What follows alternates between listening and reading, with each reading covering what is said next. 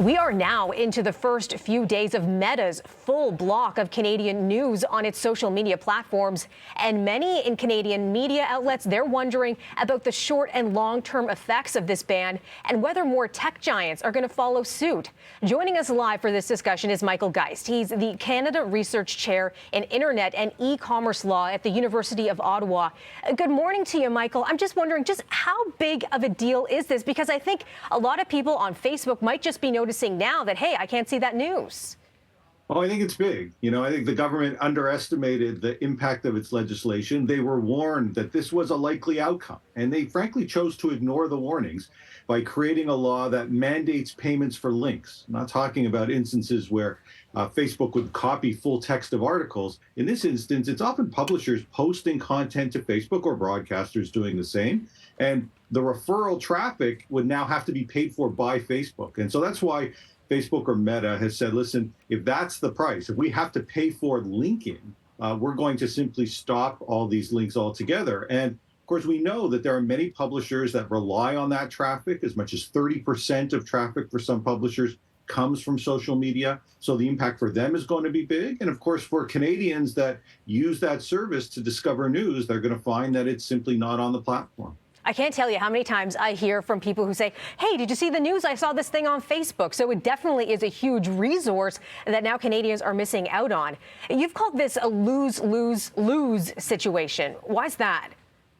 Well, I don't think it makes Facebook any better, although I think there's some that still might disagree. Of course, there's concerns around misinformation on that platform. But anytime you're removing content, even if it isn't a big part of the platform, they say news is actually only about 3% of users' feed. So it's actually not a big part of what people see on the platform. But still, if you take that away, it certainly doesn't make Facebook and those platforms any better. It doesn't help Canadians more broadly, who, as you say, some do use that social media to discover news. And I think it particularly hurts Canadian publishers, who this law was supposed to help, because now they both lose all that free referral traffic. It's legislation that isn't going to generate much in the way of new revenue, at least from Facebook. And Facebook actually had deals with some publishers. Those are going to be canceled as well as they exit the news space altogether.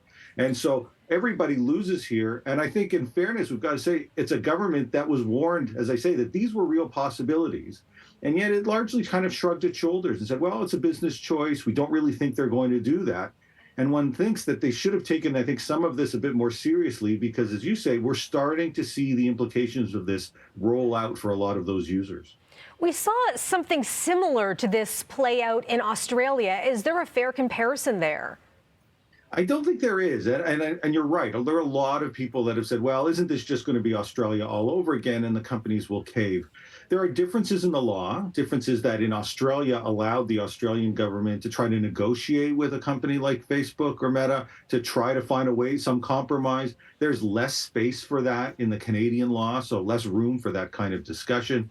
And the world's moved on a bit. So it's a couple of years later, Facebook's actually laid people off as part of the changing economics. And the value that they place on news has quite clearly changed. And so as they've de-emphasized news on people's feeds, they're also looking at this and saying, you know what, people spend the same amount of time on our platform, whether they're clicking on a news link or looking at pictures from friends, paying significant amounts for links that they themselves don't even control. Just doesn't make business sense in the way that perhaps it might have a couple of years ago.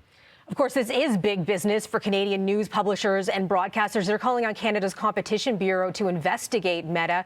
Will that lead to anything?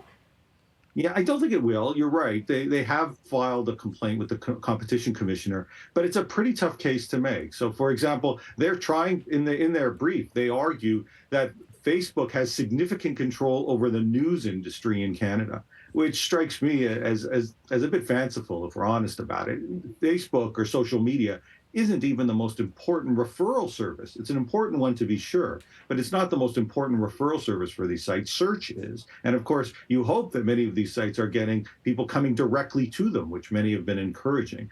So the idea that they somehow control the news industry by virtue of links that are about 15 to 30% of people's traffic strikes me as a bit of a stretch, or even more than just a bit of a stretch. And so I'm not sure that that complaint is going to go very far.